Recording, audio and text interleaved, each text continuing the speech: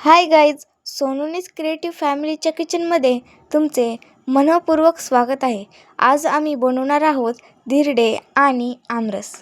आंबा हा उष्ण गुणधर्माचा असतो व ज्वारीचे पीठ हे थंड व सहज पचणारे असते.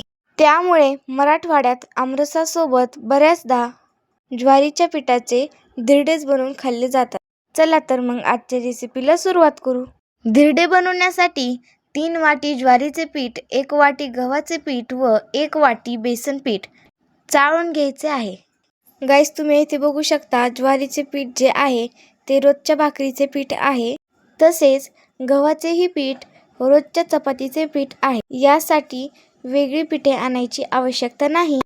पारंपरिक पद्धतीने जे धिरडे बनवले जातात त्यामध्ये कांदा, टोमॅटो किंवा इतर मसाले वापरले जात नाहीत. केवळ जिरे व लसूण वापरून ही धिरडे बनवली जातात. तर तुम्ही बघू शकता आम्ही इथे जिरे आणि लसूण कुटत आहोत. जिऱ्याची पावडर न करता खलबत्त्यामध्ये ओबडधोबड कुटून घ्यायचे आहे. जिरे व लसूण कुटून झालेले आहेत ते आपण एका प्लेटीमध्ये बाजूला काढून घेऊ.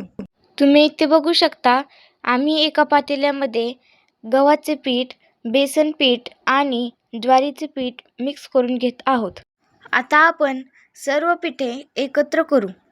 आता आपण त्यामध्येच थोडीशी हळद आणि चवीनुसार मीठ टाकून एकजीव करून घेऊ.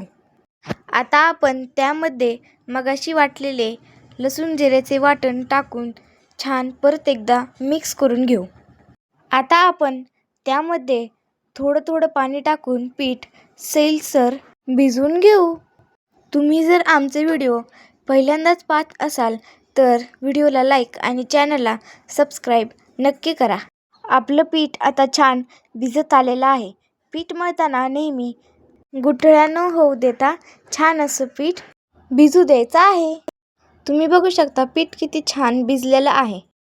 तुम्ही इथे बघू शकता पिठामध्ये एकही गुठळी आलेली नाहीये. जसे लागेल तसे पाणी ॲड करत जायचे आहे. धिरड्याच्या पिठाची धार यावी असे सैलसर पीठ तयार करायचे आहे. आपण आता हे पीठ 10 मिनिटं झाकून ठेवू. तुम्हाला आमचे व्हिडिओ आवडतात का? तुम्ही नक्की कमेंट करून सांगा. तुम्ही जर पहिल्यांदाच धिरडे बनवत असाल तर नॉनस्टिक तव्याचाच वापर करावा, म्हणजे धिरडे तव्याला चिकटणार नाही. तुम्ही इथे बघू शकता तवा छान तापत आलेला आहे. आता आपण कांद्याने तव्याला तेल लावून घेऊ. आपलं पीठ छान भिजलेलं आहे. आता आपण धिरडे करायला घेऊ. आता आपण एका छोट्या फुलपात्राने धिरडे करून घ्यायचे आहेत. पहिलेच धिरडे असल्यामुळे तव्याला पुन्हा एकदा तेल लावून घेऊ. धिरडे बनवताना नेहमी पीठ बाहेरून आतमध्ये सोडायचे आहे. काही ठिकाणी जर पीठ जास्त पडले असेल तर पीठ अलगद पसरून घ्यावे. धिरडे नेहमी जास्त जाडही ठेवायचे नाही आणि जास्त पातळही ठेवायचं नाही. मध्यम जाडीचे धिरडे असावे, यामुळे धिरडे मऊ आणि लुसलुशीत होतात. धिरड्यावरती झाकण ठेवू आणि एक वाफ काढून घेऊ.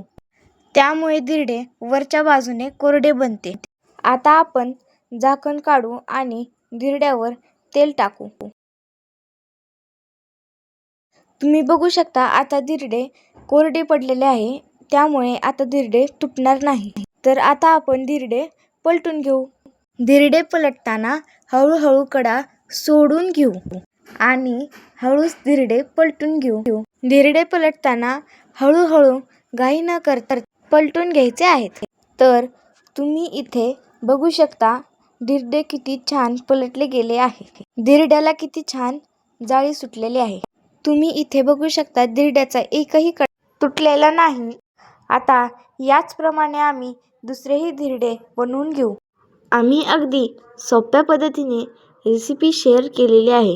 याप्रमाणे धिरडी बनवली तर पहिल्याच प्रयत्नात धिरडे खूप छान बनतील. आमचा दर उन्हाळ्यामध्ये आमरस आणि धिरड्यांचा बेत ठरलेलाच असतो. आमच्याकडे तर असं म्हणतात की धिरडी ही नेहमी 3 वेळा बनवली पाहिजे. अशाच नवनवीन पारंपरिक रेसिपींसाठी सोनूनीज क्रिएटिव्ह फॅमिलीच्या चॅनलला नक्की सबस्क्राईब करा. व्हिडिओ आवडल्यास नक्की लाईक, शेअर आणि सबस्क्राईब करा. Thanks for watching. बाय.